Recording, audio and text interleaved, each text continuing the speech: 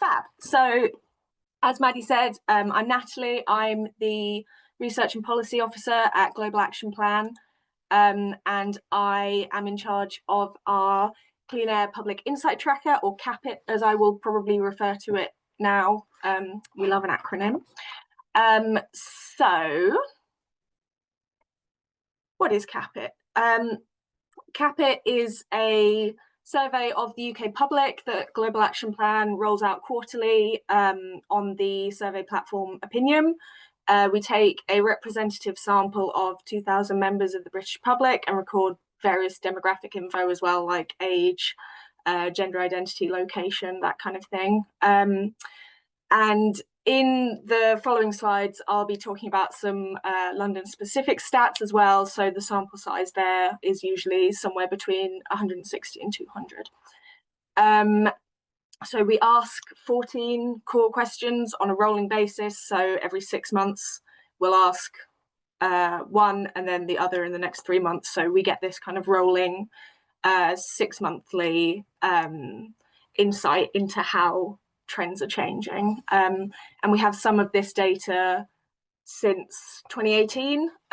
Obviously, some of the questions have evolved over time, but yeah, we have a bit of that like historical trend. So that's quite useful as well. And it's just worth saying we have all of the raw data from this available on our website going all the way back. So that's available for anyone to access. If you find any of these stats interesting and you want to learn more, you can find it all on our website. What do we ask about? So the core questions that we ask cover a range of air quality related topics, including general air quality awareness, so sources of pollution, how concerned people are about pollution, health conditions associated with pollution, that kind of thing. We also ask about air quality campaign and policy awareness. So we ask about awareness of our campaigns like Clean Air Day, but we also ask about kind of policy related things like Ella's Law, for example. We ask about where air pollution sits as a priority, like as a national issue, compared to things like water pollution or potholes, which, as we know, is a perennial British issue concern. We also ask about like current actions taken to reduce people's exposure to air pollution and willingness to see other actions being taken, and then people's empowerment to call for change or make changes as an individual and trust in policymakers to make those changes as well. So, right. In the next couple of slides, I'm just going to briefly go over concern about air pollution and awareness of the health harms related to it. So first of all, so these are percent concerned about indoor air pollution and outdoor air pollution. For I hope all of the rest of the slides, the total UK population is in yellow and the London population is in green. So you can see here that Londoners have a higher concern for both indoor and outdoor air pollution. So that's a good start. There's kind of that awareness of it and that concern around it. And then we also can see awareness of health conditions that are related to air pollution. Again, total is in yellow, total population, and London specific is in green. So awareness of lung-related diseases connected to air pollution is higher in the total population generally compared to other types like heart or brain-related diseases. But in London, consistently, there's a slightly lower than average awareness of lung-related air pollution health issues, which is interesting. If anyone can think of a reason for that, that would be very interesting to know. It might just be one of those weird correlations, but they show a higher awareness of the connection between heart-related diseases and air pollution. So again, I don't know if there's any particular reason behind this, but it might be useful if, for example, anyone was wanting to do an awareness campaign on the health harms of air pollution. You know, this kind of data is a good place to start on what might be the best kind of things to target. Fab. So in the next few slides, I'm then going to talk about how much people feel their personal actions can kind of make a difference and what kind of actions that they're taking. So this slide is the total UK population over the past 15 months, showing belief in politicians having the power to make change, the idea that politicians should be making change for air pollution, and then feeling able to call for change and feeling motivated to call for change. So this is, again, over the entire UK population, and you can see this kind of fairly steady decline over the past 15 months. This could be for a number of reasons. There's been election cycles both here and in the US over that period of time. There's a lot of other major global events going on. There's kind of indicators, a lot of indicators that the public is feeling underrepresented in the political sphere. It's worth noting that this question is specifically worded around air pollution, but it does mirror that wider trend that's being charted across the charity sector and beyond, that's seeing this kind of decreased motivation and interest in trying to make a difference. However, although this is across the whole UK population, you can see that the trends are pretty similar for the first two in the London population. But if I go back to the total, and then if you look at the latter two, the trend in feeling able and motivated to call for change is kind of, it's stayed pretty flat, and it's generally much higher than the UK population. So there's that kind of resilience in believing in their own ability and feeling motivated to call for change, which is quite nice to see, and is probably kind of a good reflection on the local authorities in London being able to actually make these changes, so people kind of feel that their actions to call for those changes might actually make a difference, which is nice.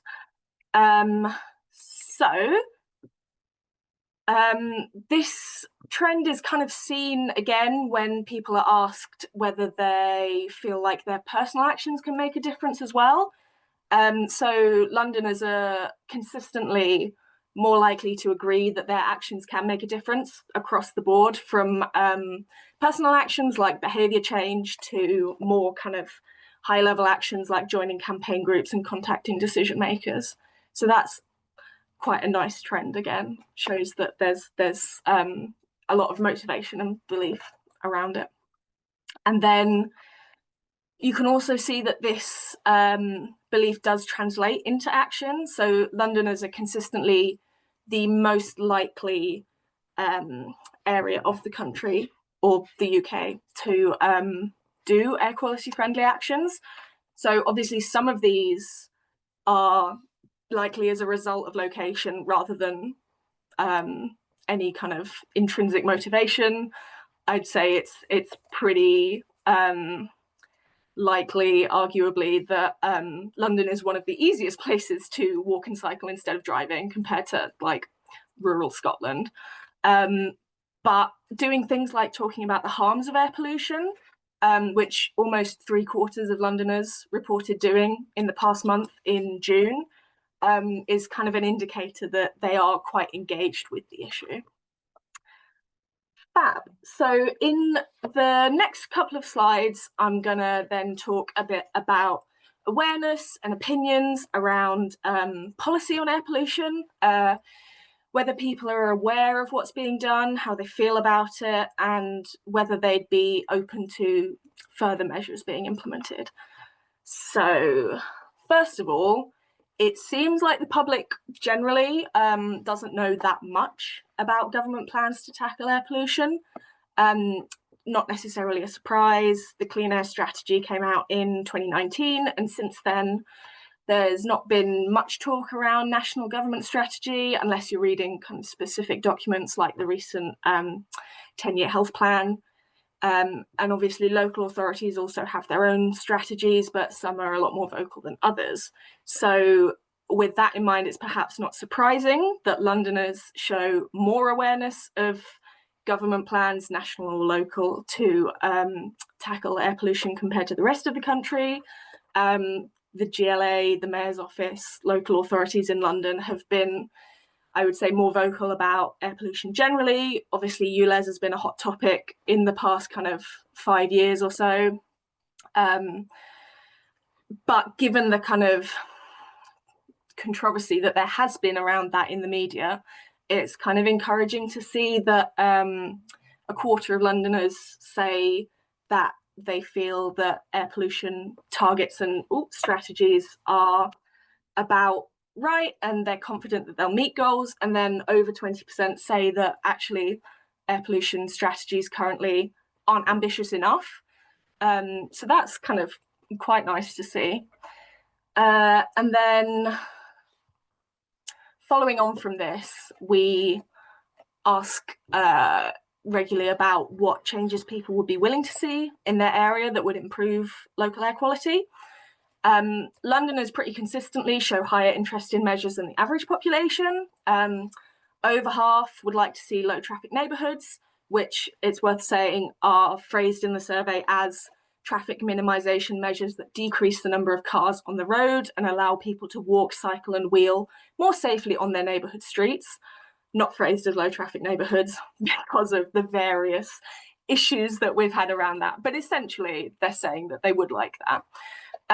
As well as clean air zones, which again are phrased slightly differently as measures that charge a fee for the most polluting vehicles when driving in heavily populated areas.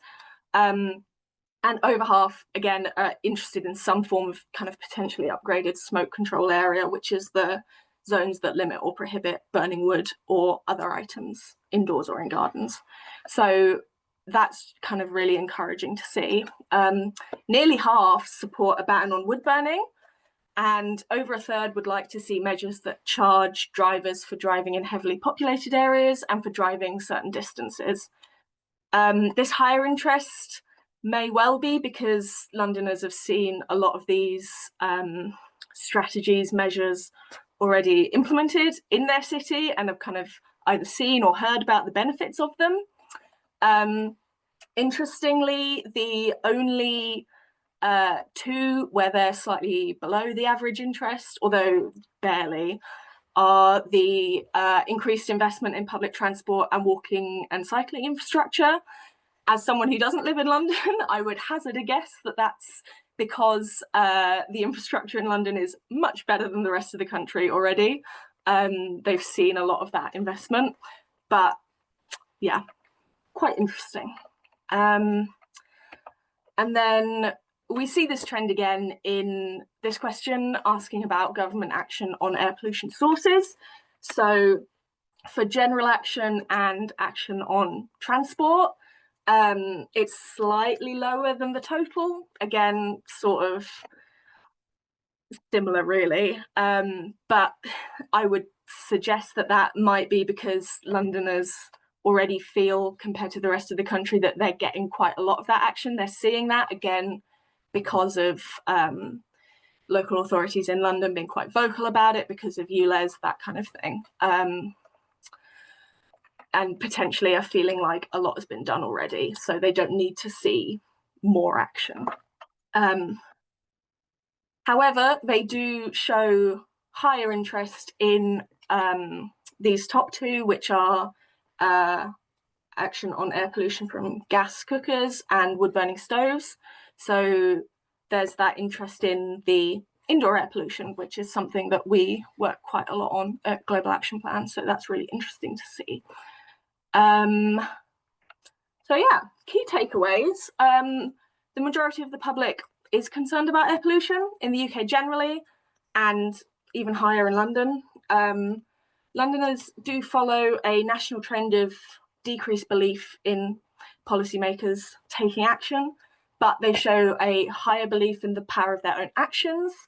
And then, despite the potentially decreased faith, Londoners generally show more support for political action on air pollution than the rest of the UK, including implementing measures and kind of national action.